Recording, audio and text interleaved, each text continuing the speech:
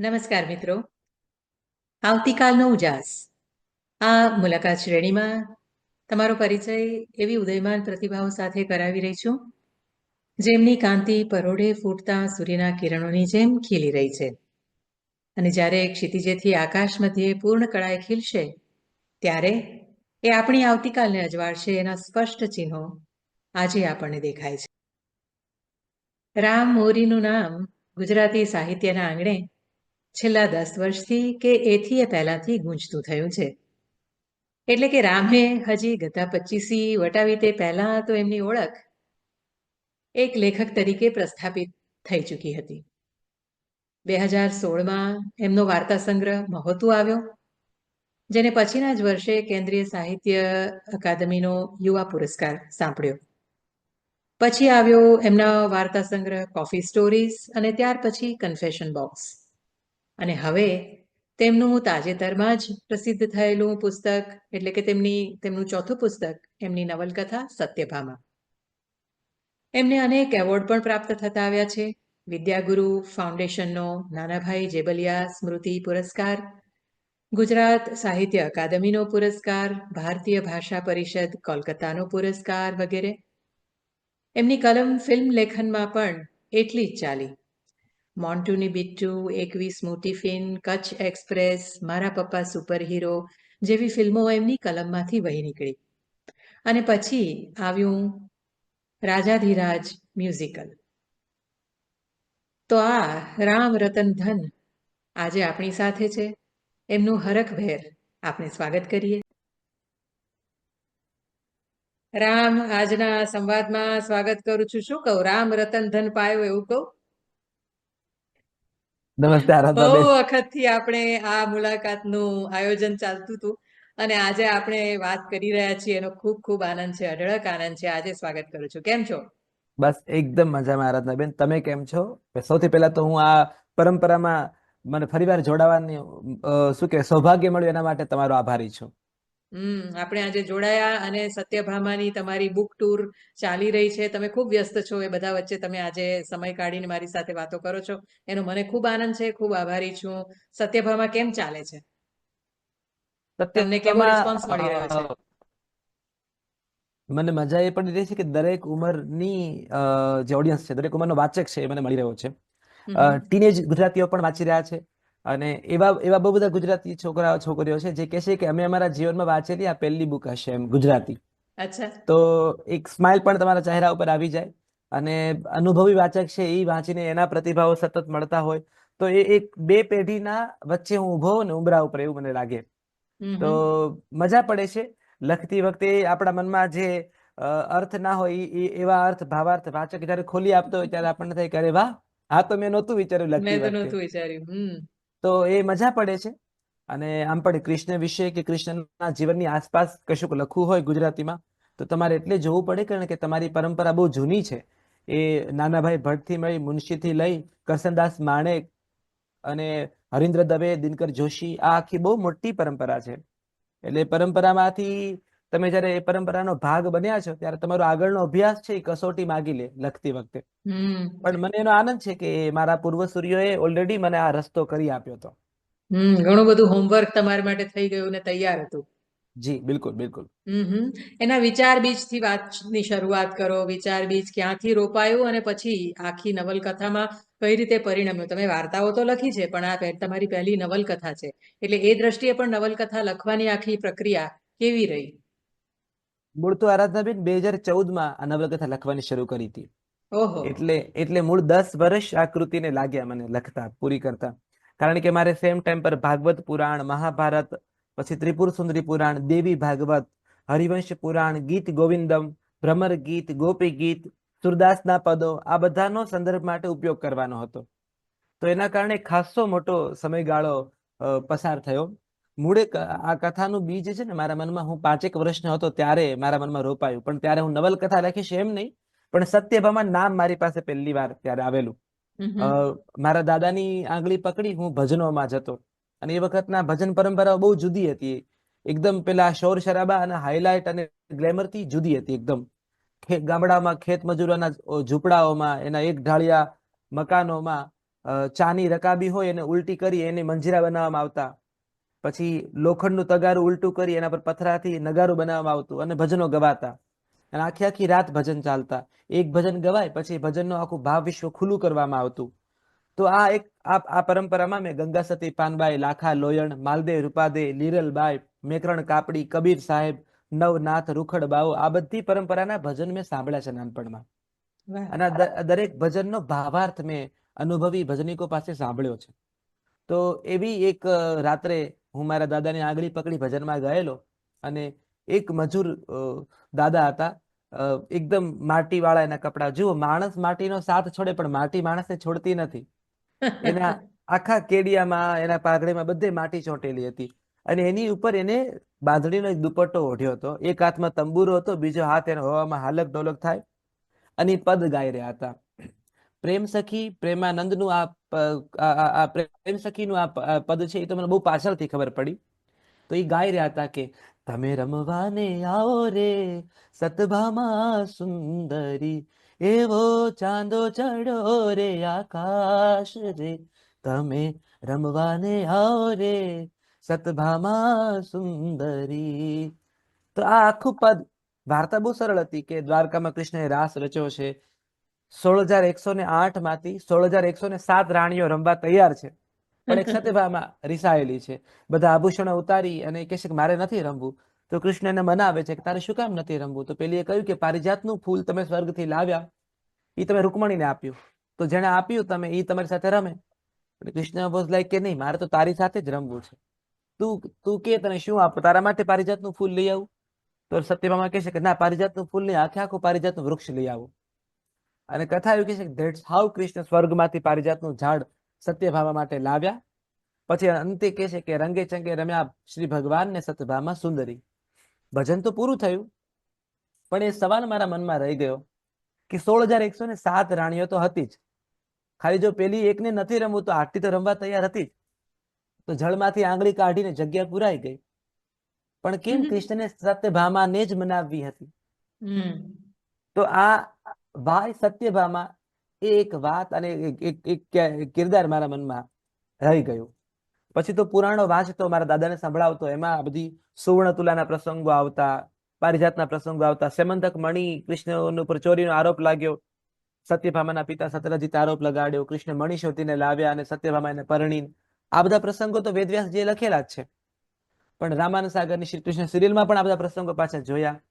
તો સત્યભામા મનમાં રહી હતી. પણ 2014માં જયારે હું TV9 ગુજરાતી ન્યૂઝ ચેનલમાં નોકરી કરતો, ભક્તિ નામનો શો લખતો, ત્યારે ફરી આ પ્રસંગો લખવાના થયા અને મારા મનમાં આ પ્રશ્નો સળવળ્યા કે ભાઈ સત્યભામા, અને એમાંથી આ નવલકથાનું બીજ રોપાયું.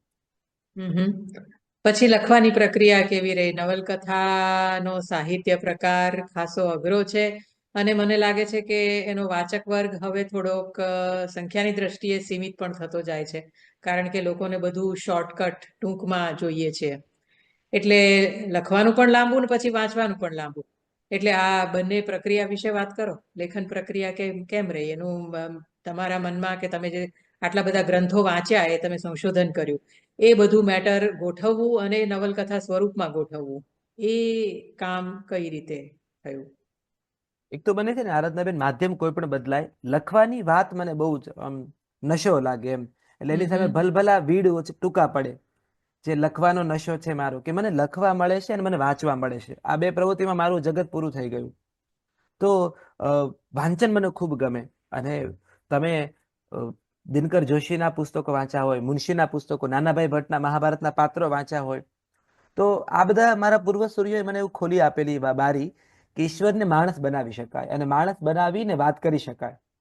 દરેક વખતે હાથમાંથી સૂર્યપ્રકાશ નીકળે કૃષ્ણને એવું જરૂરી નથી. તો આ બધા મારા ચિત્તમાં તો આ બધા હતા. પણ મેં આ નવલકથા લખીને એક રીતે તો મારા કેટલાક પ્રશ્નોના ઉત્તર શોધવાનો પ્રયત્ન હતો. જે પ્રશ્નો મને કાયમ થતા, કે આપણે થોડી ક્ષણ માટે ભૂલી જઈએ કે કૃષ્ણ ઈશ્વર હતા, હું કૃષ્ણને મહાનાયક અને માણસ તરીકે વિચારીને વાત કરું છું. તો મને એવો પ્રશ્ન હંમેશા થતો, આરાધનાબેન, કે જે યુગંધર છે, જે આખા આર્યાવર્તનો માત્ર ગોવર્ધન પર્વત નથી ઉચક્યો, એને આખો આર્યાવર્ત ઉચકી લીધું છે, સમયને ઉચક્યો છે, જેને કોઈ પૂછનાર નથી, એ જણ કેમ ક્યારેય પાછો ગોકુળ ન જઈ શક્યો ક્યારેય? દ્વારકામાં દેવકી જયારે વૃદ્ધ થયા ને દેવકીનો હાથ ધ્રુજતો હશે પાણીનો પ્યાલો પકડતી વખતે, અને કૃષ્ણએ પોતાના હાથે વૃદ્ધ માતાને પાણી પાયું હશે, ત્યારે કૃષ્ણને યશોદા યાદ આવ્યા હશે કે કેમ? હમ કે જેને 16,108 રાણીઓ છે, જે એ છે એને પરણી શકે, તો સ્વપ્ન પુરુષ ને દિવ્ય પુરુષ છે, એ કૃષ્ણ રાધાને કેમ ન પરણી શક્યા? હમ તો પુરાણો પાસે બ્રહ્મવૈવર્ત પુરાણમાં તો આપણે ત્યાં રાધા કૃષ્ણના વિવાહ થાય છે અને બ્રહ્માજીનું કન્યાદાન કરે છે, પણ હું પુરાણોને મૂકીને માનવીય સ્તરે આખી વાત કરવા માંગુ છું. પછી મને એમ થતું કે કુરુક્ષેત્રના યુદ્ધ પહેલા અર્જુન અને દુર્યોધન નારાયણ સેના નારાયણ માગવા આવ્યા કૃષ્ણ પાસે. બહુ જ પ્રચલિત કથા છે. અર્જુને નારાયણ માગ્યા નિશસ્ત્ર અને દુર્યોધને માગી નારાયણની સેના. પછી યુદ્ધ થયું અને કૌરવોનો પરાજય થયો, પાંડવોનો વિજય થયો. પણ યુદ્ધ પછી જયારે કૃષ્ણ દ્વારકામાં પાછા આવ્યા હશે અને દ્વારકાની શેરીઓમાં જયારે આમ નીકળતા હશે, નીકળતા હશે, દ્વારકાના લોકોને મળતા હશે, તો નારાયણની સેના કપાઈ ગઈ દુર્યોધન સાથેના યુદ્ધમાં, મહાભારતમાં. એની વિધવા સ્ત્રીઓ, એની માતા, એના નિરાધાર બાળકો અને વૃદ્ધ મા બાપો તો દ્વારકામાં વસતા હતા. એ જયારે કૃષ્ણને જોતા હશે, કે એ લોકોની આંખોમાં કૃષ્ણ જોતા હશે, ત્યારે પેલો મૂંગો ચીસ વાળો પ્રશ્ન હશે, જેમાં ચીસ હતી કે નારાયણની સેના, હે કૃષ્ણ, અમે અમારા સંતાનોને તો તમારા કારણે, તમે જેના નેતૃત્વ કરતા હો એવા નારાયણની નેતૃત્વ વાળી નારાયણની સેનામાં ભરતી કરાવ્યા હતા. તમે ધર્મ અધર્મ જાણતા હતા, તમે સત્ય અસત્ય જાણતા હતા, તો પછી અમારા સંતાનોને પૂછ્યા વગર તમે કેમ દુર્યોધનના પક્ષને મૂકી દીધા? નારાયણની સેના તો નારાયણના કાજે હતી, એમ છતાં તમે નારાયણની અગેન્સ્ટ કેમ મૂકી દીધી કૃષ્ણ? આ પ્રશ્ન કૃષ્ણના મનમાં ક્યારેક તો આવ્યો હશે. કેમ કૃષ્ણ અને દ્રૌપદી એકબીજાને ન પરણી શક્યા? જુઓ, આપણે ભાઈ બહેન કહીએ છીએ ને, એ તો શ્લોકની ઉપર લોકનું આવરણ છે, ઢોળ છે. મહાભારતમાં ક્યાંય વેદવ્યાસે એવો શ્લોક લખ્યો નથી કે કૃષ્ણ અને દ્રૌપદી ભાઈ બહેન છે. એ તો સખા અને સખીનો સંબંધ છે. સખી એટલે બહેન તો નય જ, અને સખા એટલે ભાઈ તો નય જ. આ સંબંધ બહુ જુદો છે. પણ આપણને આરાધનાબેન ટેગ આપવાની બહુ ઉતાવળ હોય છે. કોઈ પણ રિલેશનશિપ જલ્દી ટેગ આપી દો, કારણ કે આપને એવો ડર છે કે આપણા સામાજિક મૂલ્યોના પાયા હચમચી જશે, એવો ભ્રમ છે, આપણો એવો ભ્રમ છે. પણ આ અનેક નદીઓના કાંઠે પાંગરેલી સંસ્કૃતિના પાયા એટલા બધા નબળા નથી કે કોઈ એક નામ વગરના સંબંધથી એના પાયા હચમચી જાય. પણ આપણને ઉતાવળ છે અને આપણને એવો ભ્રમ છે કે આપણે સંસ્કૃતિને સાચવી લીધી. તો લોકમાં દ્રૌપદી અને કૃષ્ણને બહુ આરામથી ભાઈ બહેન બનાવી દીધા. રાખડીની વાત ને, બેન તે મને શેરડી ખાતા લોહી નીકળતી આંગળીને દુપટ્ટો બાંધ્યો છે એટલે હું તારા ચીર પુરુષ, અને પછી આખી ભાઈ બહેનને કાપડું આપવાની પરંપરાનો ઉદય થયો, અને વગેરે વગેરે વગેરે. પણ વેદવ્યાસ જયારે સખા અને સખી કહેતા હોય, આટલી તેજસ્વીની સ્ત્રી આર્યાવર્તની, દ્રૌપદી જેવી તેજસ્વી તો કોઈ સ્ત્રી એ વખત સમયની છે જ ને આર્યાવર્તમાં, દ્વાપર યુગમાં. અને આ કૃષ્ણ આટલા મહાન, તો આ મહાન પુરુષને, આ મહાન સ્ત્રી જો પરણ્યા હોત તો આર્યાવર્તની કથા કઈ કેવી હોત? અચ્છા, માનવીય સ્તરે આ પ્રશ્ન પૂછવાની આપણને પરમિશન એટલા માટે છે કે આપણા ધર્મનું સૌંદર્ય જે છે આરાધનાબેન, કે આપણે આપણા ઈશ્વરને પ્રશ્ન પૂછી શકીએ છીએ. આપણે એના કાર્યો ઉપર આંગળી ચીંધી શકીએ છીએ. આપણે ત્યાં પદો ગવાય છે જેમાં કૃષ્ણને ગાળો અપાતી હોય. માજીઓ એને માખણ ખવડાવે, એની ધોતી બદલે, અને એવું કે શિયાળામાં મારા લાલાને શરદી થઈ ગઈ. બે એવા ડોસાજીઓને જોયા છે જે મંદિરમાં કૃષ્ણની મૂર્તિ સાથે ઝઘડો કરતા હોય અને એને ફરિયાદ કરતા હોય કે તે મારી સાથે આવું કેમ કર્યું. તો આ તો સનાતન હિન્દુ ધર્મની બહુ મોટું સૌંદર્ય છે કે આપણે ઈશ્વર સાથે ઝઘડો કરી શકીએ છીએ. આ પ્રશ્ન અને ઉત્તરની પરંપરામાંથી તો આરાધનાબેન ગીતા જન્મી છે.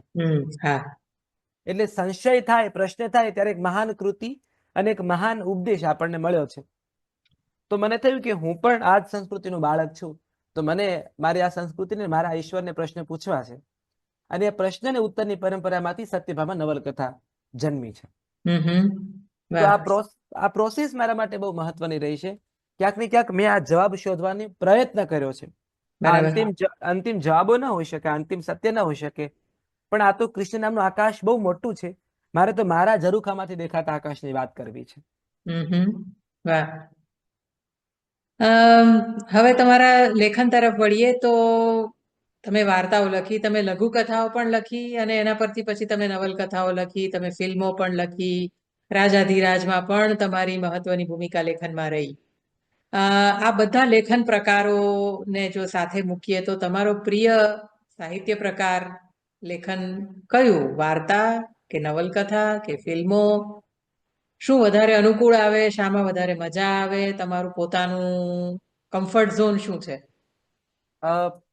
ટેલિવિઝન છે, સિનેમા છે, નાટક છે, રેડિયો નાટક છે અને પુસ્તક, આ આટલા માધ્યમમાં હું જે લખી રહ્યો છું. હમ. મને વધારે પુસ્તક વધારે ગમે છે. એનું કારણ એ છે કે ત્યાં હું જ એડિટર છું, હું જ કોસ્ટ્યુમ ડિઝાઇનર છું, હું જ મ્યુઝિક ડિરેક્ટર છું, હું જ કાસ્ટિંગ ડિરેક્ટર છું. ત્યાં બધો જ કંટ્રોલ મારા હાથમાં છે.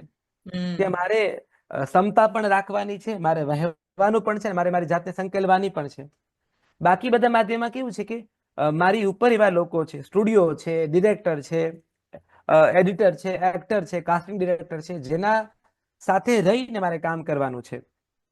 તો ત્યાં સ્વતંત્રતા તો છે જ, પણ બહુ બધા લોકોને સાથે મળીને ત્યાં મારે સાવરણો બનવાનું છે, બહુ બધી સળીઓને બાંધવાની છે. હમ.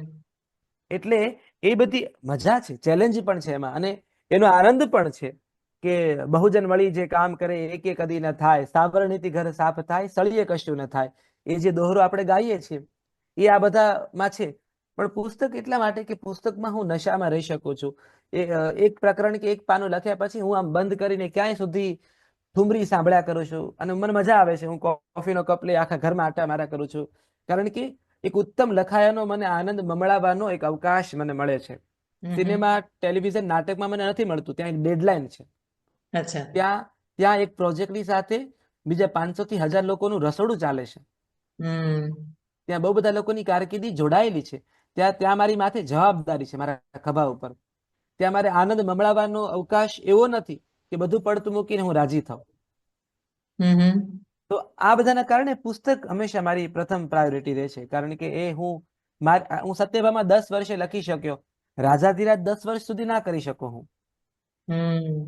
કે કચ્છ એક્સપ્રેસ નામની ફિલ્મ 10 વર્ષ સુધી હું ના લખી શકું, કે બરાબર. બાલિકા વધુ જેવી ટીવી સિરિયલને 10 વર્ષે હું ના આપી શકું. ત્યાં તમારે રોજે 22 મિનિટનો એપિસોડ આપવાનો છે. ત્યાં કલાકારો મારા મેકઅપ ધારણ કરી, કોસ્ટ્યુમ ધારણ કરી સેટ ઉપર બેઠા છે એપિસોડ આવવાની રાહે. હમ. તો ત્યાં મને આ અવકાશ નથી મળતો. પણ મેં પહેલા કહ્યું ને આરાધનાબેન, લખવાની પ્રવૃત્તિમાં મને બહુ રસ છે. એ મારા માટે સૌથી મોટો નશો છે. માધ્યમ બદલાય છે, પણ લખવા સાથે હું વધારે ફૂલ ગુલાબી રહું છું. હમ. એ ઉર્જા ક્યાંથી આવે છે? રામ મોરી નામનો એક છોકરો, ગામડાનો છોકરો, ખેડૂત પરિવારનો છોકરો, લાકાવાડથી અમદાવાદ આવે છે અને પછી 22 વર્ષમાં તો એની નવલકથા, વાર્તા સંગ્રહ પ્રગટ થાય છે. પછીના 10 વર્ષમાં 4 પુસ્તકો આવે છે. આ ચમત્કારની પાછળ કઈ ઉર્જા રહેલી છે? શું રહેલું છે? આ એક ચમત્કાર છે. એ એવો છોકરો છે કે જેણે સાહિત્યનો વિધિવત અભ્યાસ પણ નથી કર્યો. વિસ્મય. હમ. કોઈ પણ કલાકાર, કળાનું કોઈ પણ સ્વરૂપ હોય, વિસ્મય એની પાસેથી જતું રહે આરાધનાબેન, એટલે સર્જન પૂરું થઈ જાય છે. હમ. અને બીજું છે વામન વૃત્તિ.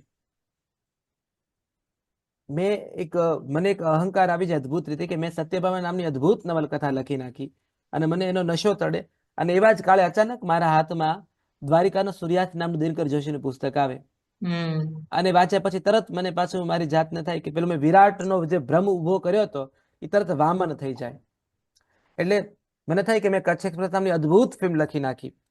અને અચાનક મારી પાસે પોલેન્ડનો એક ફિલ્મ મેકર લુકાસ ધોન ક્લોઝ નામની ફિલ્મ લઈને આવે છે.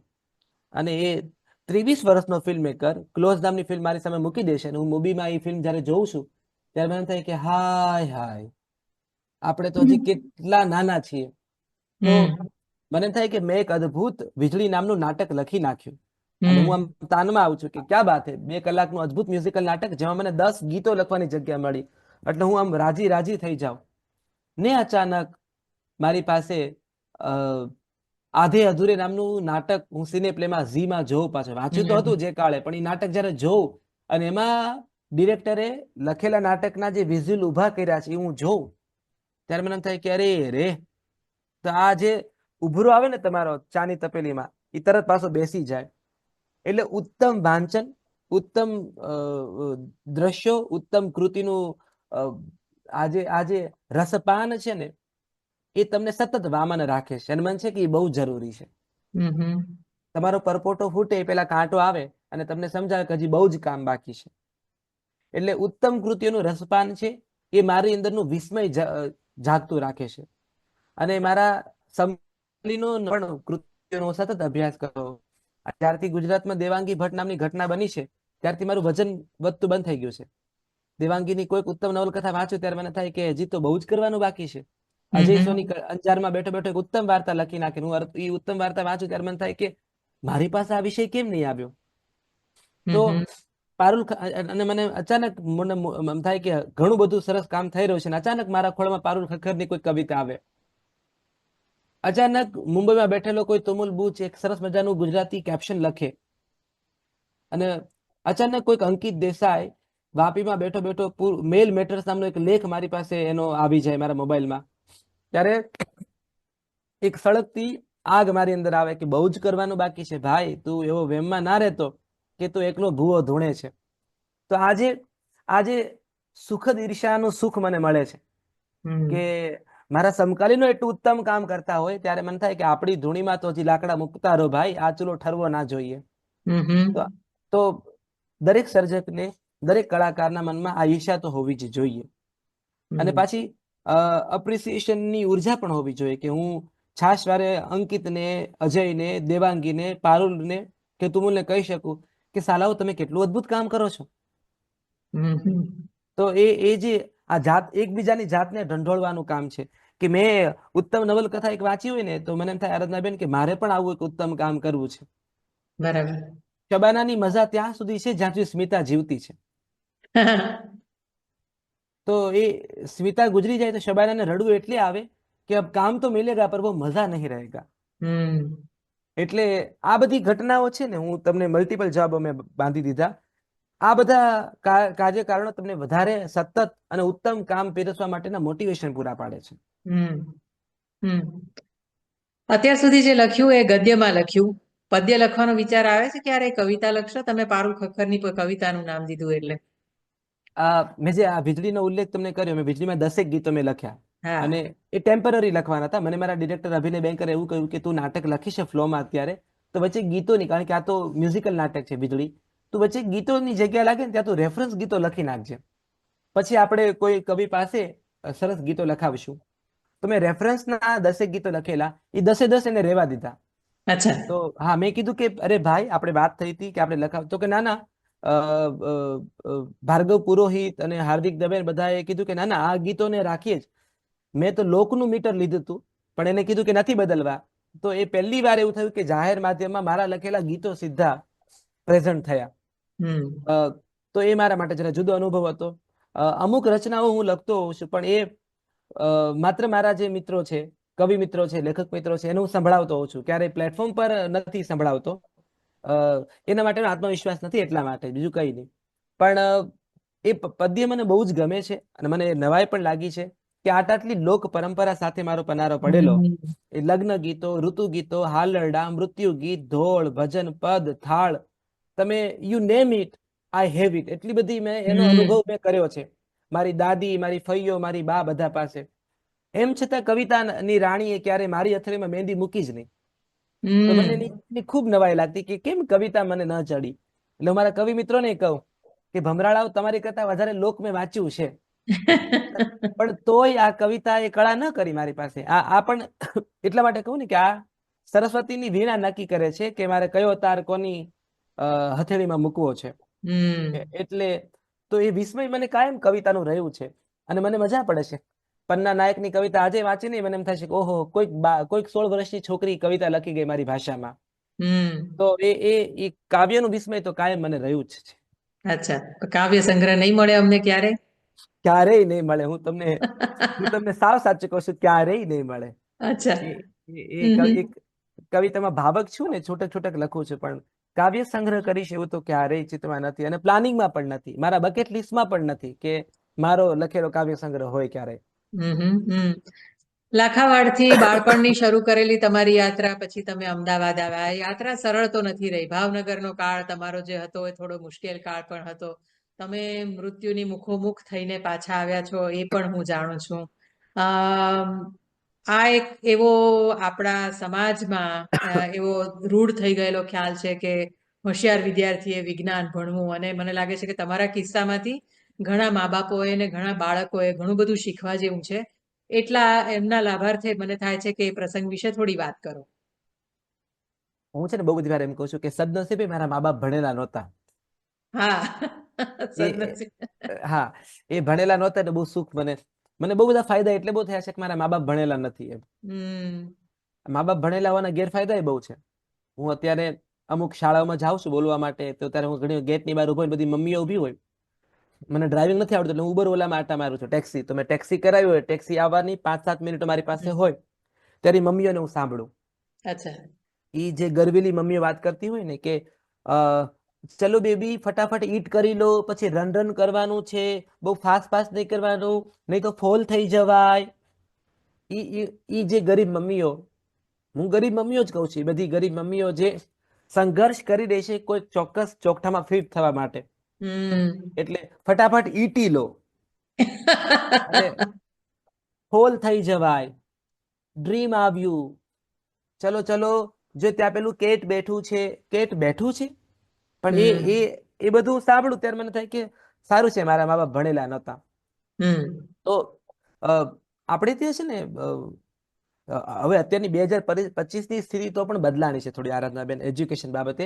નહીં તો આપણે ત્યાં શું છે કે મામા માસી ને માસી ફઈનો છોકરો છોકરી શું ભણે છે ને એનો પણ તમારી પર બહુ મોટો પ્રેશર હમ. હોય છે. સરખામણી થાય, સરખામણી તો ઉતરતા જ છીએ.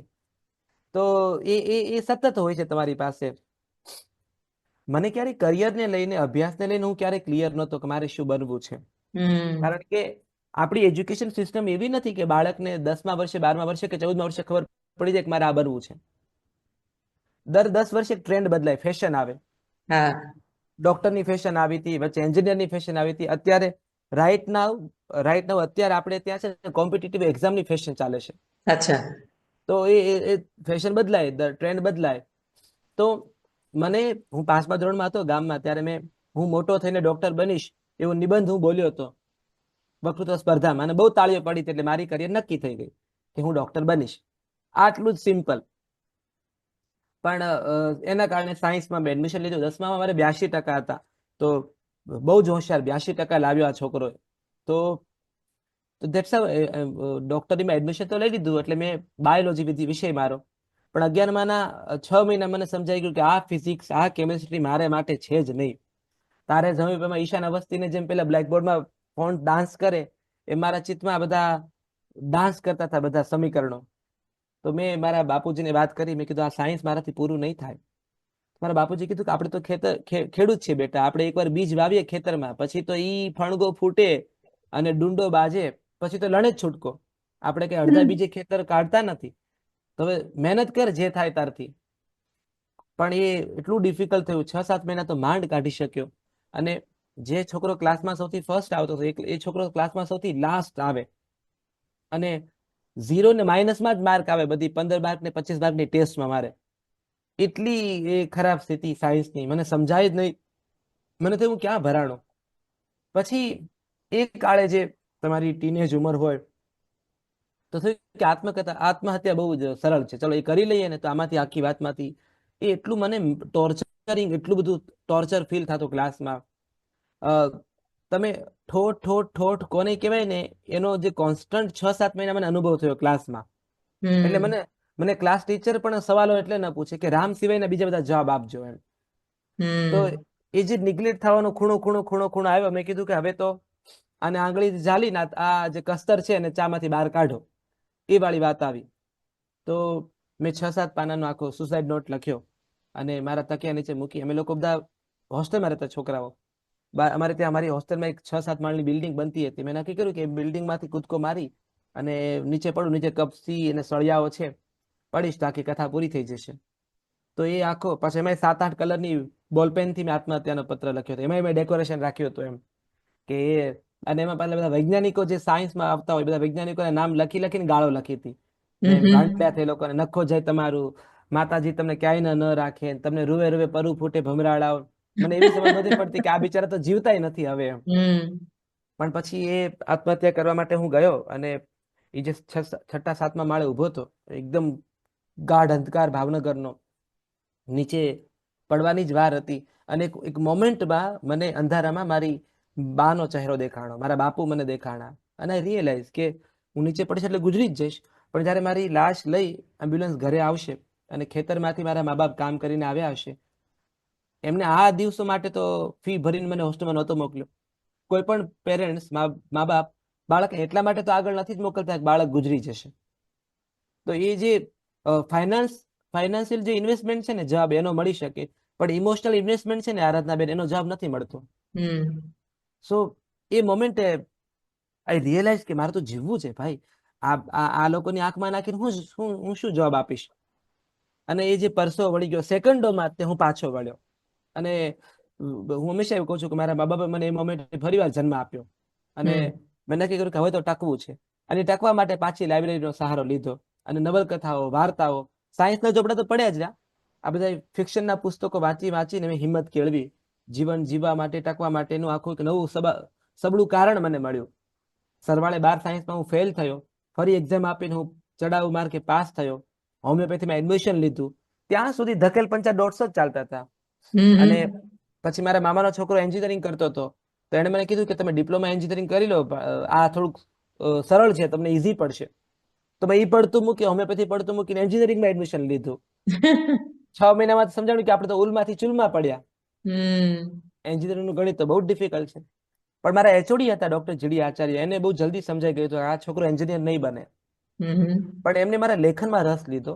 એ વખતે ભાવનગર ગદ્ય સભા ભેગી થતી, બધા લેખકો મળતા, હું ત્યાં જતો થયો. અને મારા આ સરે 1500 રૂપિયા ફી ભરી મને મુંબઈ મોકલ્યો વિસ્લિંગ વુડ ઇન્ટરનેશનલના સેમિનારમાં, કે તું જા અને આ પટકથા લેખકોને મળ અને જો આ લોકો કેવી રીતે કામ કરે છે. સો મારામાં છે ને શ્રદ્ધા રોપનારા લોકો ખૂબ આવ્યા છે જીવનમાં મને, કે જેણે મને ઉચકીને આગળ મોકલ્યો છે. જેણે એટલે આજે મને કોઈ એક પુસ્તક કે કોઈ એક એવોર્ડ મારો એટલે નથી લાગતો કે એમાં બહુ બધા લોકોના હોકારાઓ છે. સો એ રીતે પછી હું લેખન તરફ ઢળ્યો. અને આ ડિફિકલ્ટ પાર્ટ તો એ હતો આરાધનાબેન કે મારા બા બાપુને મારે કેવું કે મારે લેખક બનવું, પણ કોના જેવું? તો કોઈ કુટુંબનો, કોઈ જ્ઞાતિનો, કોઈ સમાજનો છોકરો કે છોકરી નહોતા એને એમ કહું કે મારે આરાધનાબેન જેવું બનવું છે, કે મારે કિરીટ દુધાત જેવું બનવું છે. એવું કોઈ હતું નહીં મારી આસપાસ જેનો દાખલો હું આપી શકું. આજે કદાચ બાળકો એવું કહી શકે એના મા બાપને કે અમારે આના જેવું બનવું છે, પણ એ વખતે મારી પાસે કોઈ એક્ઝામ્પલ જ નહોતા. તો એ બહુ ડિફિકલ્ટ હતું સમજાવવું પેરેન્ટ્સને, સમાજને કે ગામને, કે લખીને ટકી શકાય. સો એ આખો ભાવનગરનો પીરિયડ બહુ ચેલેન્જિંગ રહ્યો. અને પછી તો હું ભાવનગર છોડી અમદાવાદ આવ્યો, અને અમદાવાદમાં હું કામ કરતો થયો. શું કહેવાય, કાફેમાં જોબ કરી, કોફી બોય, ટાઈપ રાઇટર તરીકે ટાઈપિસ્ટનું કામ કર્યું, બુક સ્ટોરમાં પ્યુન તરીકે કામ કર્યું, 3-3, 4-4 નોકરી કરી. ઘરના ખોટું કહ્યું કે મને ભાસ્કરમાં નોકરી મળી ગઈ છે, 25,000 પગાર છે મારો. તો એક આખું વર્ષ એ રીતે અમદાવાદમાં હું જગ્યા શોધતો રહ્યો મારી. પણ ક્વાઇટ ઇન્ટરેસ્ટિંગ જર્ની. અભાવ તો આ તકલીફ છે એવું એ કાળે નહોતું સમજાણું, કારણ કે એ વખતે ફાયર હતી, ભૂખ હતી, કશેક જગ્યા બનાવવાની. અને આજે ભર્યા પેટે બેઠો છું ને ત્યારે મને ખબર પડે છે કે એ કાળે પેટ ભૂખ્યું હતું. ત્યારે તો એવી દુઃખ રોવાની કે દુઃખ ગાવાની જગ્યા હતી જ નહીં, ત્યારે તો મારે જગ્યા બનાવવાની હતી. એટલે એ વખતે દુઃખ છે એવી, અભાવ છે એવી સમજ પણ ત્યારે ખીલી નહોતી, અને થેન્કફુલી નહોતી ખીલી. કારણ કે મને છે ને રોદણા રોવા મને બહુ કે પતો ને ભાઈ, કોના જીવનમાં સંઘર્ષ નથી આરાધનાબેન? સંઘર્ષ તો બધાને જ છે, પણ એ સંઘર્ષમાંથી મળતું સુખ તમે વહેંચો ને ત્યાં તમારી કસોટી છે.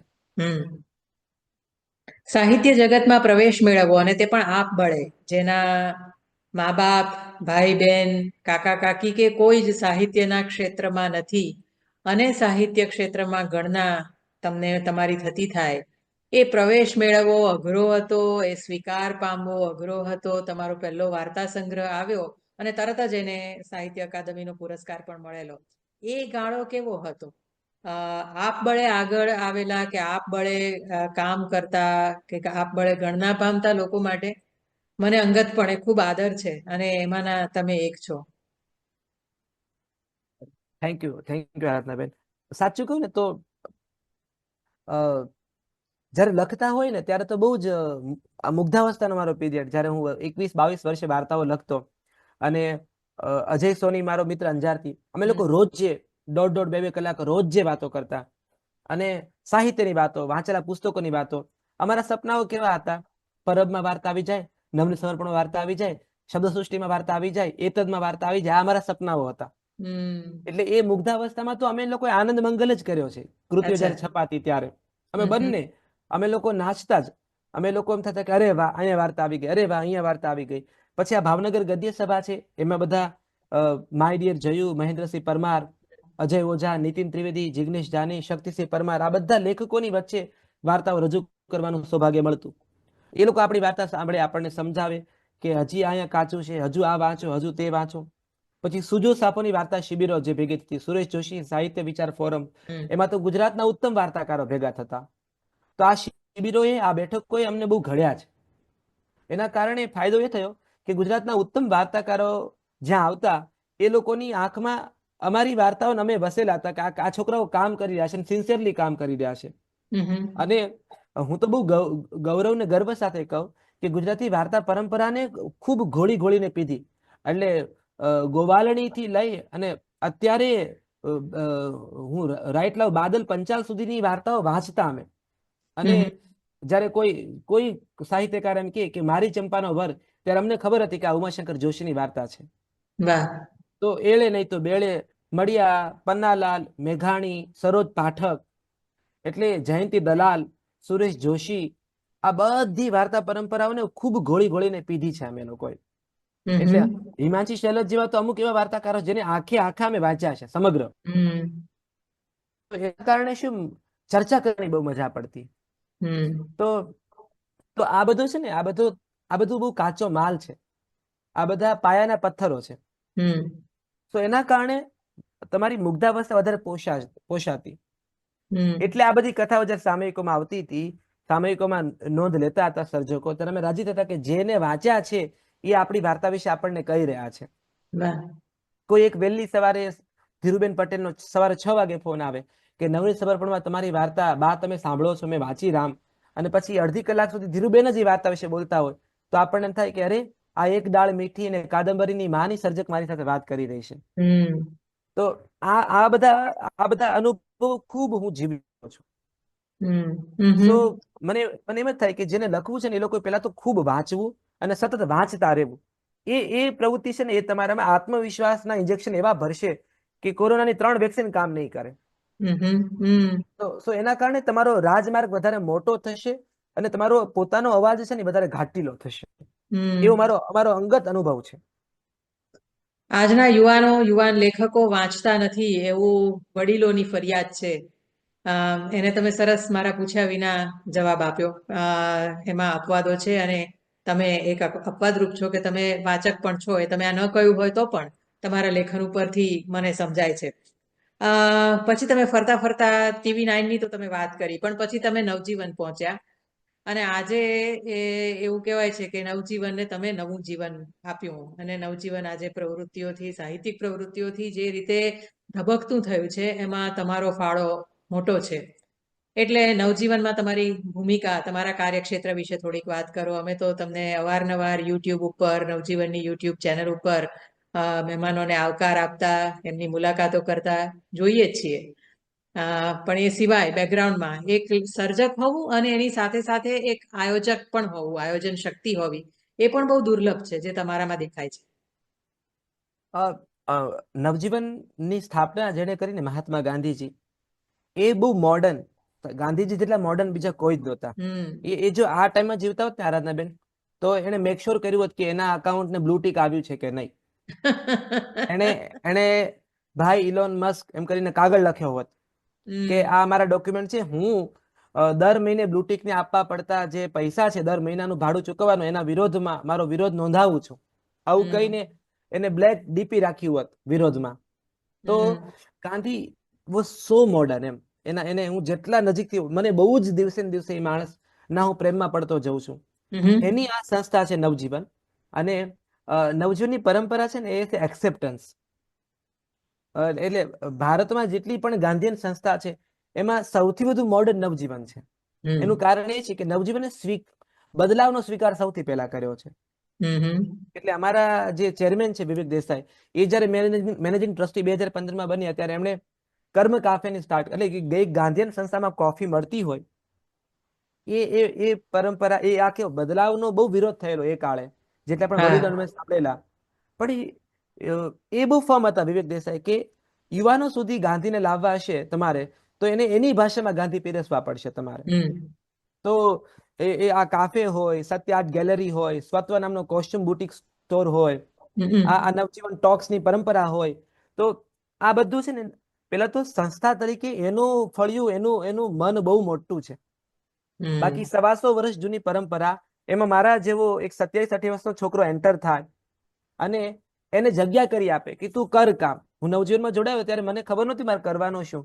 તો વિવેક દેસાઈ મને એમ કહેલું કે તું નક્કી કર તારે શું કરવું છે.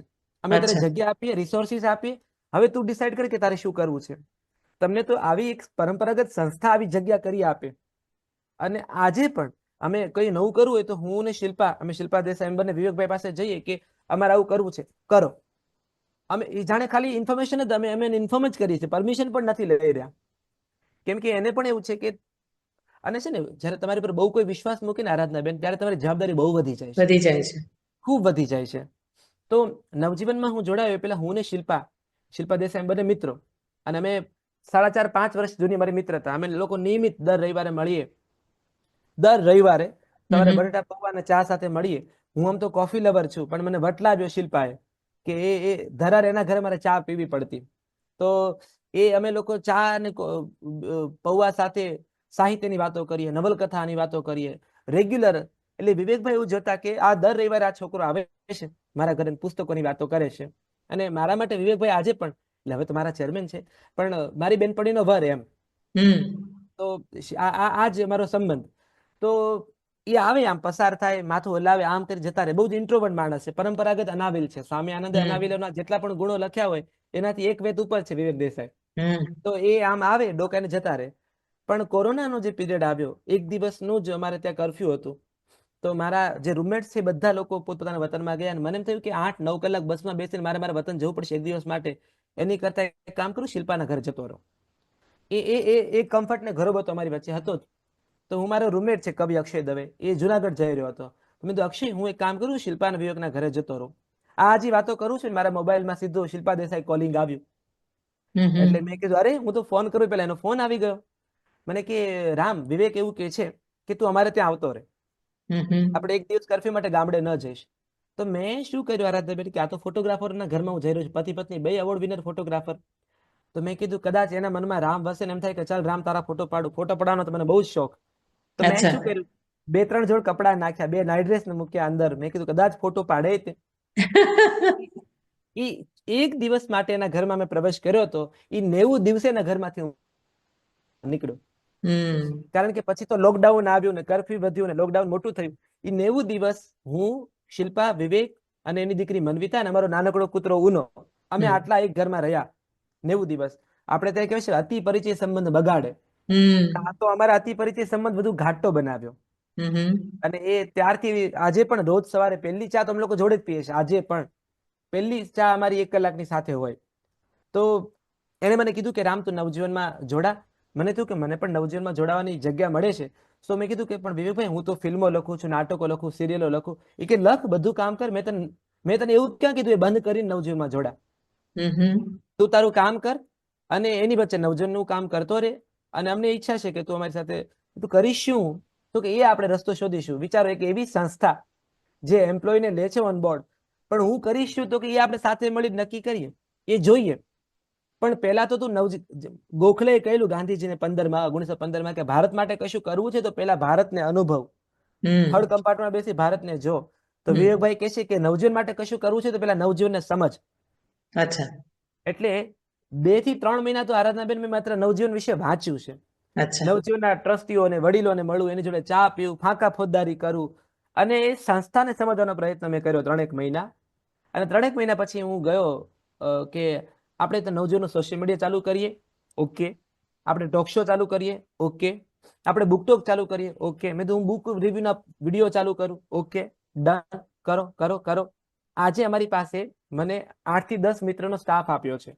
અને અમારી એ નવજીવન ટોક્સની આખી ટીમ છે અમારી, જે અમારું નવજીવનનું સોશિયલ મીડિયા છે, નવજીવનનું યુટ્યુબ ચેનલ છે, નવજીવનના ટોક્સના જે કાર્યક્રમો છે. અને આ જોતરે જોતામાં અમે 115 કાર્યક્રમો અમે પૂરા કર્યા આ છેલ્લા 3.5 વર્ષમાં. અને એ ગાળે આરાધનાબેન હું બહુ આમ આ ડોક્યુમેન્ટ થાય છે એટલે હું કહીશ કે પરિષદ અને અકાદમીનો ઝઘડો ચરમસીમા પર હતો. આ એક એ સમયગાળો છે હા ત્યારે અમદાવાદમાં સાહિત્યિક પ્રવૃત્તિઓ ઠપ થઈ ગઈ હતી. હમ તો વિવેકભાઈ કીધું કે આપણે એક ઓટલો ચાલુ કરીએ ને કે જ્યાં સર્વનો સ્વીકાર હોય. હમ તો નવજીવન ટોક્સમાં પરિષદના સભ્યો પણ આવે, અકાદમીના સભ્યો પણ આવે, વિશ્વકોશના પણ આવે. વિવેક દેસાઈ મને એવું કીધું કે આપણે છે ને ભાષા સાથે કામ પાર પાડનારા દરેકનું સ્વાગત છે. હમ જાતને પૂછીએ સાધુ કી, આ એના જેવી વાત છે. તો એ પરિષદ, અકાદમી અને વિશ્વકોશ એ બધા ચોકઠામાં પડ્યા કરતા આપણે નિસ્બતથી કામ કરતા રહીએ. નિસ્બત સૌની પોતપોતાની છે, પણ અમને એમ થયું કે એક પ્રવૃત્તિ જે અટકી ગઈ હતી અચાનક અમદાવાદમાં, અને ખરેખર અટકી ગઈ હતી એક 4 વર્ષ પહેલાનો સમયગાળો, કે આપણે આ પ્રવૃત્તિ ધમધમતી રાખીએ અને પુષ્પગુચ્છ કાઢીએ, દીપ પ્રાગટ્ય કાઢીએ, શાલથી સ્વાગત કાઢીએ, આ બધું જ કાઢીએ. કારણ કે જે વર્ગને મારે લાવવો છે એ વર્ગને તો આ બધી બહુ ફોર્માલિટી લાગે, યાર જબરો ટાઈમ પાસ છે આવું બોલે છે વર્ગ. તો અમે એ પરંપરા ચાલુ રાખી કે પેલી 5 મિનિટમાં વક્તાનો પરિચય આપી વક્તાને મંચ સોંપી દો, પછી કલાક, સવા કલાક, 1.5 કલાક વક્તા જ વાત કરે. અને આજે અમારી ઓડિયન્સમાં 60% યુવાનો છે. આજે અચ્છા એ યુવાનો આવે છે સાંભળવા માટે. રઘુવીર દાદા તો એવું કે આ બધા કાળા માથાના માનવીના નંબર લઈ લો, આ બાકીના કાર્યક્રમમાં ક્યાં દેખાતા નથી કોઈ એમ. તો અમને જોમ ચડે. વળી ગુજરાતી ભાષાના આ બધા સાહિત્યકારોનો ખાસ આભાર માનું છું કે એને અમે ફોન કરી કે તમારે આવવાનું છે વાત કરવા માટે, તરત એ લોકો હાજર રહ્યા છે. પછી વિવેકભાઈ એવું કીધું કે આ બહુ કમર્શિયલ વાત છે, પણ હું આજે એવું છે આરાધનાબેન કે હું એક કાર્યક્રમ કરું છું નવજીવન ટોક્સનો, તો મારે ઓછામાં ઓછું 35 થી 40 હજારનું ઇન્વેસ્ટમેન્ટ થાય છે. વક્તાને હું 5,000 પુરસ્કાર નવજીવન ટ્રસ્ટ આપે છે. પછી એ વક્તાની જો ટ્રેનમાં આવ્યો તો ટ્રેનનું ભાડું, ફ્લાઇટમાં આવ્યો તો ફ્લાઇટનું ભાડું, પોતાની પર્સનલ ગાડી લાવ્યો છે તો એ પેટ્રોલ આપવાનું છે. અને અમદાવાદની સારી એવી અહીંયા અમારી સુંદર એવી હોટલ છે નવરંગપુરામાં, તો એક ઉત્તમ હોટલ જ્યાં બધા ફિલ્મ એક્ટર્સ ઉતરે છે શૂટિંગમાં, એવી હોટલમાં તમે રહેવાનું આપો છો. તો એક સંસ્થા આ તૈયારી બતાવે છે કે વક્તાનું માન જળવાવું જોઈએ. અને એને આપણે 5,000 એક એવું કે એક સન્માનીય અમાઉન્ટ લાગે. હું એમ નથી કહેતો 5,000 બહુ જ મોટી અમાઉન્ટ છે, પણ એમને વક્તાને એવું થાય કે એનું માન જળવાયું, જે પ્રકારે એને ઓડિયન્સ મળ્યું, જે પ્રકારે એને ટ્રીટમેન્ટ મળી. તો આ નવજીવનની બહુ મોટી વાત છે કે નવજીવન આવું કરે છે. આના ખર્ચ છે. તમારે આ તો પેલું તમારે જય સત્યનારાયણ ભગવાન કહીને કોરી તાળી નથી પાડવાની. તમારે એ કલાકોનું મૂલ્ય ચૂકવવાનું. વક્તાનું મૂલ્ય નથી ચૂકવતા, એને જે કલાક તમને આપી છે કલાકોનું મૂલ્ય ચૂકવવાનો એક નાનકડો પ્રયત્ન છે. તો એટલે મને બહુ મજા પડે છે કે આ જરા જુદા મોડર્ન વિચારો સાથે જોડાયેલી સંસ્થા છે, અને એ બધી વસ્તુમાં સ્વતંત્રતા આપે છે. કરો કામ, કઈ પણ કામ કરો. અમારા કપિલ રાવલ અમારા ટ્રસ્ટી એવું કે કઈ પણ કામ કરો, અંતે વાત પુસ્તક સુધી આવવી જોઈએ. અચ્છા, તો એટલે મજા પડે છે બેન આ બધું કરવાની. વાહ વાહ વાહ. રામ મોરીને તમે મેસેજ કરો, ફોન કરો, આવી રીતે રૂબરૂ વાત થતી હોય કે પછી કાર્યક્રમોનું સંચાલન શબ્દ સેતુ સાધતા હોય, એક એવું હુંફાળું વ્યક્તિત્વ તમારી સમક્ષ ઉભેલું દેખાય, તમારી સાથે વાત કરતું હોય. આ હૂંફ, આ મૈત્રી ભાવ, આ અસ્ખલિત વાણી, આ બધું ક્યાંથી આવે છે? આ તો એક વ્યક્તિત્વનો ભાગ છે. એટલે કદાચ આનો જવાબ આપવો મુશ્કેલ પણ હોય, તેમ છતાંય આ વ્યક્તિત્વનું ઘડતર કઈ રીતે થયું, રામ? પેલું એવું છે આરાધનાબેન કે બહુ નાની ઉંમરે મને સમજાઈ ગયું હતું કે મારામાં શું શું નથી એમ. જે ઘટતી કડીઓ છે ને બહુ પહેલા મને સમજાણી હતી. અને પેલા તો ચોકઠામાં ક્યાંક ગોઠવાઈ જવું, એ સંઘર્ષ બહુ લાંબો સમય સુધી ચાલ્યો જીવનમાં. એટલે એમાં સૌથી મોટી પહેલી દ્વિધા તો સૌથી મોટી સમસ્યા ભાષા હતી. પહેલા તો હું તો સૌરાષ્ટ્રના એક તળ ગામડાનો છોકરો, ખેડૂતનો દીકરો, જે ડુંગરાઓમાં ગાયો ચરાવતો મારા દાદા સાથે, અને ભેંસોની સાથે પાણીમાં નાયા કરતો, ચોરેલી કેરીઓ ખાતો, અને એવો છોકરો જેને ભાષા સજ્જતા સૌથી મોટો પ્રશ્ન હતો. અંગ્રેજી તો અમારા માટે એટલા દૂરના ગામનું ખેતર હતું કે પેલી બીજી એબીસીડી ને હેઝ નું ગ્રામર શીખ્યા તો મને એમ થઈ ગયું કે હવે તો ક્વીન વિક્ટોરિયા મને સાથે બેસાડીને ડિનર કરશે મારી સાથે, કારણ કે અંગ્રેજી આવડી ગયું. એવા એક વાતાવરણમાંથી હું જ્યારે શહેરમાં આવ્યો, મિત્રોને મળતો થયો. ભાવનગર તો અમારું પ્રશ્નવાળા અને નાગરો બાળકો અમારી સાથે ભણતા હોય, એમના શ ચ છ હું જો ત્યારે મને ખબર પડી કે અરે મારી ભાષામાં આટલા બધા શ ચ છ છે એમ. અને મારા માટે તો બધું સસલાનું સહજ હતું. હમ તો ત્યાં સૌથી પહેલા તમને સમજાય કે ભાષામાં ટૂંકે આપણે ડ્રેસિંગ, અમે તો વાળ ઓળતા તો એવું હતું આરાધનાબેન, આમ ફુગ્ગો ન પડે જ્યાં સુધી સંજીવ કુમારનો ત્યાં સુધી વાળ ઓળ્યા નથી. કારણ કે અચ્છા. અમે તો ઇન શર્ટ ઇન કરીએ તો આમ ટાઈટ શર્ટ ઇન થાય. અને મેચિંગ બેચિંગ શું, અને મોજા તો અઠવાડિયામાં એકવાર બે વાર તો ધોવા જ જોઈએ, આવી કોઈ સમજ. કારણ કે મોજા જ ત્યાં ભાવનગરમાં આવીને પહેલી વાર પહેર્યા હતા. હમ તો આ જે કલ્ચરલ ડિફરન્સીસ, કલ્ચરલ શોખ છે, એ મારા માટે અઘરા હતા. કારણ કે મારે આ ભાવનગરના બાળકો સાથે ગોઠવાવાનું હતું. હમ મારે તો સોશિયલ અપ્રુવલ જોઈતું હતું એ ઉંમરમાં. ટીનેજ હોય એટલે. હા, કે હું પણ તમારા જેવો છું. હમ તો અને એના કારણે હસીને પાત્ર થઈએ, બોલવા ઉભા થઈએ ત્યારે ખૂબ હસે તમારી ઉપર. હું જ્યારે 12 વર્ષનો હતો ત્યારે પહેલી વાર 1500-2000 ઓડિયન્સ આખું હસેલું, કારણ કે હું ગાંધી મારી દ્રષ્ટિએ વિષય પર બોલવા માટે ઉભો થયેલો. અને આ પણ જો તમે એ વખતે 12 વર્ષની ઉંમરે ગાંધી વિશે બોલવા ગયેલો અને બધા હસેલા મારી ઉપર, અને આજે એ ગાંધીના ખોળામાં બેઠો છું હું. હમ એ પણ જાણે એવું લાગે જીવન અમુક વર્તુળો પૂરા કરે છે. તો હમ ત્યારે ગાંધી સને ઈ પોરબંદરમાં જન્મ્યા હતા. એના બાપુનું નામ છે ને કરમસદ હતું. આવી રીતે હું 12 વર્ષની ઉંમરે બોલવા ઉભો થયેલો. અને ત્યારે મને થયેલું કે આ તો કંઈક બહુ ખૂટે છે હજુ આપણી અંદર. અને મારા હમ ગુજરાતીના ઉપાધ્યાય સાહેબ હતા, એને એમની પાસે ગયો, મેં કીધું સાહેબ મારે છે ને મારી ગુજરાતી સુધારવી છે.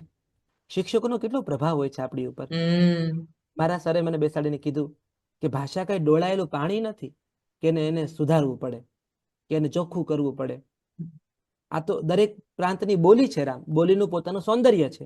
તું એમ કે આ બોલાતી શિષ્ટ ગુજરાતી છે ને એ મારે શીખવી છે, એવું ન કે મારે મારી ભાષાને ચોખ્ખી કરવી છે. આવું શબ્દ ના વાપરતું. આવું મારા શિક્ષકે મને 12 વર્ષે કીધું હતું. હમ તો પ્રાંતીય બોલી માટેનું સન્માન મારી આંખમાં આવ્યું, એનું કારણ મારું માસ્તર છે. વાહ. અને પછી આ જે ભાષા છે, અને પછી તમારી સામે ઉષા ઉપાધ્યાય અને વિનોદ જોશી જેવા સર્જકો હોય કે જે અણિશુદ્ધ ગુજરાતી બોલતા હોય, હમ અને તમને થાય કે અરે બરાબર છે, હજી આ ખેતરમાં પહોંચવાની વાર છે. પછી એ રીતે હું શીખતો ગયો, ઘડાતો ગયો. એટલે મારી આસપાસ છે ને એવા લોકો આવતા ગયા જે મારામાં ઇન્વેસ્ટ કરતા ગયા. જે લોકોએ મને શીખવ્યું કે આમ પણ કરી શકાય, આમ પણ કરી શકાય. પહેલી વાર હું કોલકાતા ગયો, આ શબ્દ મને ક્યાં ક્યાં લઈને ચાલ્યો. ઉમાશંકર જોશી કહે છે કે શબ્દ મને ક્યાં પહોંચાડે છે. કોલકાતા જવાનું થયું, પહેલી વાર વિદેશમાં લંડન જવાનું થયું. તો આ બધું મુંબઈમાં કામ કરવાનું કામ થયું, દિલ્હીમાં, બેંગ્લોરમાં, હૈદરાબાદ, કે આ બધા વિસ્તારોમાં શબ્દ સાથે કામ પાર પાડવાનું થયું. હિન્દી, કારણ કે મને તો એવું બહુ થતું કે મારી હિન્દી ચોખ્ખી હોવી જોઈએ, આવો મને બહુ આગ્રહ હતો. મને પેલી ટેલિવિઝનમાં આવતી હિન્દી નહોતી જોઈતી. એ બાબુજી હમને કર દિયા, મારે આ નહોતું કરવું. મને એવું હતું કે હું જયારે હિન્દી બોલું, હિન્દીમાં વક્તવ્ય આપું, ત્યારે મને ગુજરાતીના ભોગે નહીં. પાછું એમાં ગુજરાતી છાંટ મને ચાલશે, પણ મને પરંપરાગત ટીવીએ બનાવેલું ફની હિન્દી નથી જોઈતું. તો મને એ સમજવું છે. તો ત્યાં હિન્દી સાહિત્યકારોએ મને ખૂબ મદદ કરી. હિન્દી ભાષાના જે ઉત્તમ પુસ્તકોએ મને મદદ કરી. અંગ્રેજી તો હું તમને કહું કે 17-18 વર્ષની ઉંમરે અંગ્રેજીથી હું ઘડાતો થયો. ત્યાં સુધી મારું ઇંગ્લિશ બહુ જ પાયાનું હતું, અને એટલી બધી ભૂલો થતી મને અંગ્રેજી બોલવામાં, અને કોન્ફિડન્સ તો આવતો જ નહીં. મને આત્મવિશ્વાસ તો મને ખૂબ ઘટતો. પણ ઇટ ઇઝ ઓકે એવું મને સમજાતા જીવનના 17-18 વર્ષ લાગ્યા. ભાષા છે ને, ભાષા એ જ્ઞાન નથી, ભાષા માધ્યમ છે. એ સમજતા મને જીવનના 20 વર્ષ લાગ્યા. હા, પણ એનો અર્થ એવો નથી કે હું ભાષાને પડતી મૂકું.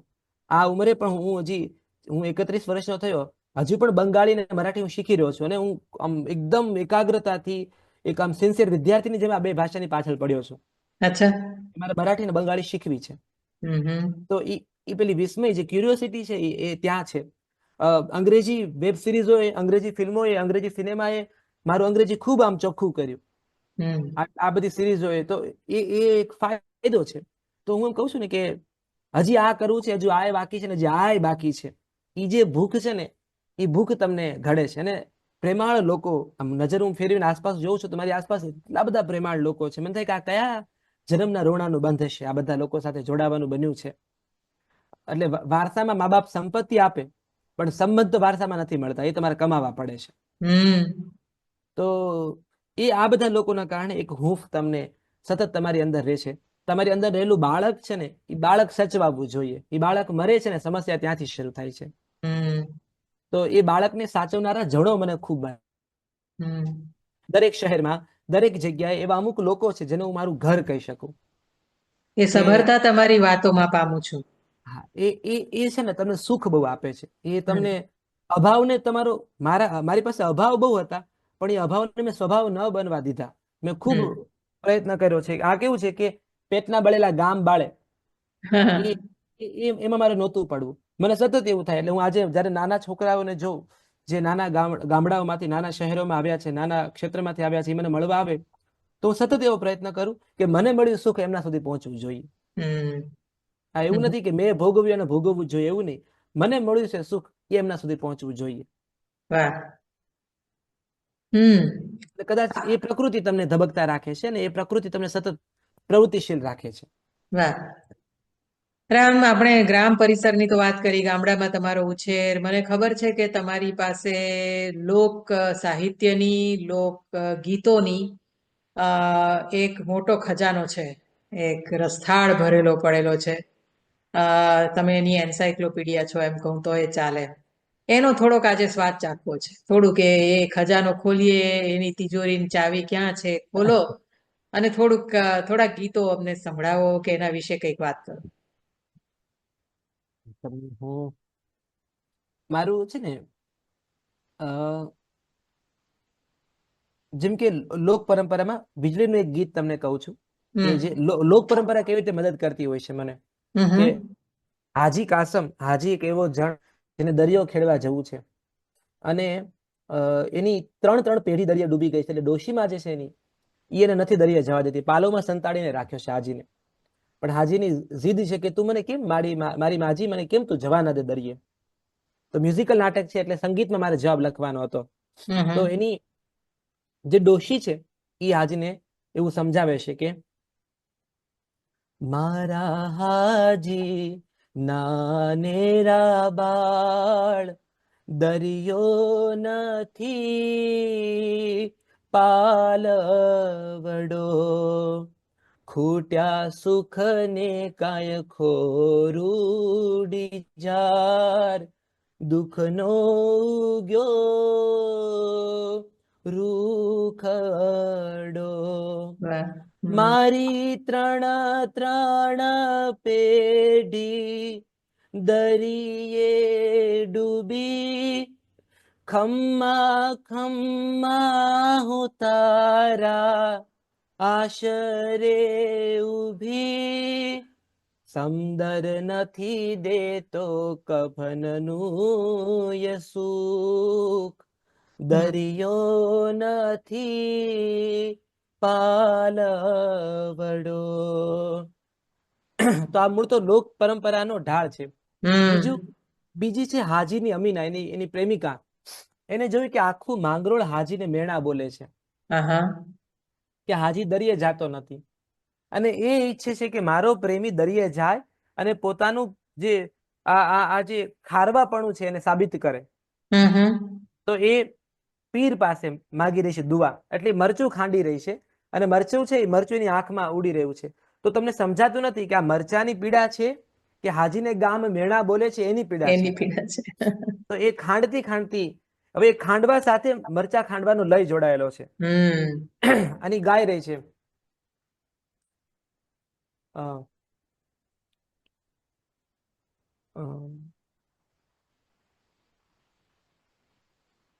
એવા સપના ખાંડીને એટલું માંગુ રે, માલમિયો બને મારો મીત પીર મારા, એવા હાલે વિનાનો ખારવો પૂતળું, દરિયો એનો શ્વાસ ને ઉસવાસ પીર મારા, એવા આસુડા સિંચીને એટલું માંગુ રે, દેજો મને બીજો ગણના સુખ પીર મારા. તો આ આખું હમ અમીનાનું પદ છે અને તમે જાણો, તમે જુઓ તો આ બધું લોકનું આખી વાત છે. અને મને એવું થતું કે વીજળી આટલી મોટી પરંપરા, આજે આટલી મોટી ઘટના છે, એ લગ્ન ગીતોમાં તો આવી હશે. હું લગ્ન ગીતો પર જ જવા જતી હતી. તો એ પરંપરાનું એક લગ્ન ગીત મેં એમાં જોડ્યું. એ બધી જાનો જે 13 જાનો આવી રહી છે વીજળીમાં બેસીને, તો લગ્ન ગીત ગાય છે કે વીજળીનો અસવાર રે એ રાય વર રણે ચડ્યા, હે આડા રે આવ્યા લાડીના દેશ રે વરરાજિયા, અમારી મેડીએ રોકાવો આજની રાત પણોણા રે થાવ, એ મુંબઈ શેર ના મોલું તમને સોહે માણા રાત, મોર તારી સોનાની ચાચ, મોર તારી રૂપાની પાંખ, એવા સોનાની ચાચે ને મોરલો મોતી ચણવા જાય, ગમણા બારના ચોક મારે રસિયા મંડપ રોપાવ્યા, મેડીએ ચડીને સીતાજી જુએ જાડી જાનુની વાટલડી રે. તો આ આપણી પરંપરા છે. એ પરંપરાનું અજવાળું મને લાગે કે સતત આપણે જીલતા રહીએ તો વધારે ઉજળા થતા હોઈએ છીએ. વાહ વાહ, આ તો એક નાનકડો આસ્વાદ જ થયો. મને લાગે છે કે લોકગીતો વિશે તો તમારી સાથે એક આખી બીજી મુલાકાત કરીએ તો સરસ મજાની વાતો થાય. પણ આપણે સમય સામે જોતા જોતા આગળ ચાલીએ તો હું સાહિત્ય વર્તુળોમાં જોઉં છું કે સાહિત્યકારો જે નીવડેલા છે, જેમને જે ખૂબ અનુભવી છે, વયમાં મોટા છે અને જેમણે ઘણું બધું લેખન કર્યું છે, એવા સાહિત્યકારો નવી પેઢીના સાહિત્યકારોને ઘણી બધી સલાહો આપતા હોય છે, સૂચનો કરતા હોય છે. તમે નવી પેઢીના સાહિત્યકારોનું પ્રતિનિધિત્વ કરો છો, તો એ દ્રષ્ટિએ તમે આગલી પેઢીના કે વયસ્ક અનુભવી સાહિત્યકારોને તમારે કંઈ કહેવું હોય તો તમે શું કહો? એક તો બને છે ને, સૌથી હું હમણાં આણંદમાં એક સેમિનારમાં ગયો હતો અને પરિવેશનો આખો સેમિનાર બહુ સુંદર હતો. અને મારે એમાં ગુજરાતી નવલકથાઓનો પરિવેશ અને એ પરિવેશમાં દ્રશ્યાત્મકતા એ વિષય પર બોલવાનું હતું. સમયાંતર મારે છે ને આ અનુભવીને નીવડેલા સાહિત્યકારોને માત્ર એટલી જ અરજ કરવી છે કે જે નવા અવાજો, આપણે જ્યારે કૃતિઓ વિશે વાત કરવાની હોય, ટૂંકી વાર્તાની વાત કરવાની હોય, ત્યારે અચૂક આપણે ધૂમકેતુને યાદ કરીએ, મળિયાને યાદ કરીએ, પન્નાલાલને, મેઘાણીને, સરોજ પાઠકને યાદ કરીએ જ કરીએ. પણ એ વખતે આપણે બાદલ પંચાલ ને સમીરા પાત્રાવાલાને પણ યાદ કરીએ, જે અત્યારનો અવાજ છે. મારે નવલકથા વિશે વાત કરવી છે તો નવલકથાની વાત કરું તો મારે હું પન્નાલાલની વળામણે વાત કરું કે મળિયાની હું લીલુડી ધરતીની વાત કરું, હું સરસ્વતચંદ્રની વાત કરું, એ કરું જ કરું. પણ એની સાથે મારે ખારા પાણીને ખમ્મા વિષ્ણુ ભાલિયાની વાત કરું, કે હું દેવાંગી ભટ્ટની તુમેવ ભરતાની વાત કરું, હું વાસણસિંહ ઝીણાની વાત કરું, કે મિતુલ ઠાકોર સૂર્ય નામની મહામાયા નામની નવલકથા લાવે છે એની વાત કરું, જીતેશ ડોંગાની રામબાઈની વાત કરું, નિબંધોની વાત કરું તો હું કરું બિલકુલ. હું આ બધા નિબંધકારોની વાત થાય, પણ એની વચ્ચે હું મયુર ખાવડુની અને અજય સોનીની પણ વાત કરું. આપણે કેમ આ લોકોને વૃદ્ધ થવાની રાહ જોઈએ? એ અમુક વર્ષો પછી જ આકૃતિની વાત કરી એવું કેમ? તો મને એવું બહુ છે કે આ બધા પરિસંવાદો અને પરિવેશ અને આ બધા થીસીસ પાસે હું એવી અપેક્ષા રાખું કે જો તમને સત્વ દેખાય છે તો આ નવી પેઢીના આ જે નવા અવાજો છે એની વાત પણ થવી જોઈએ. અને આરાધનાબેન હું એટલે કહી રહ્યો છું કારણ કે મને મળ્યું છે તો પછી હું સંતોષ માની બેસી જનું ચૂપ રહું એવું નહીં. એટલે મેં એ પરિસંવાદમાં આરાધનાબેન 10 નવલકથામાંથી મેં 8 નવલકથા નવી પસંદ કરી હતી. કે હું આ છેલ્લા 3 વર્ષમાં આવી કૃતિઓની જ વાત કરીશ. તો આ પણ આ એક પ્રકારનું બહુ મોટું મોટિવેશન છે કે તમે જેને વાંચ્યા છે, તમે જેને બહુ માનો છો, એ સર્જકો પાસે તમને ડબલ ટીક મળે છે, અપ્રુવલ મળે છે. આ એક બહુ મોટું સન્માન છે. આને જરૂરી છે. હા, તો મને એમ છે કે આ પેઢીની પણ ઘણા સાહિત્યકારો કરે, કોઈ નથી વાત કરતો એમ નથી કહેતો હું, પણ એની જગ્યા વધારે મોટી થાય ને તો સમયસર આ જગ્યાએ આપણે કેમ મૃત્યુની રાહ જોઈએ પછી જ તે આપણે એવોર્ડ આપીએ. હમ આ એના જેવી વાત છે કે કેમ એ લોકોના વાળ ધોળા થવાની રાહ જોઈએ પછી જ આપણે અપ્રુવલ કેમ આપીએ. હમ તો આ એક મારી અરજ પણ છે અને મારી આ જોડી મોટી પણ કરું છું કે આ જરા મારી નજરની સામે લખતા આ જે નવા મિત્રો છે એને એક અપ્રુવલ મળે એ પણ અનુભવી સાહિત્યકારોની એક ફરજ આવે છે. હમ વાહ.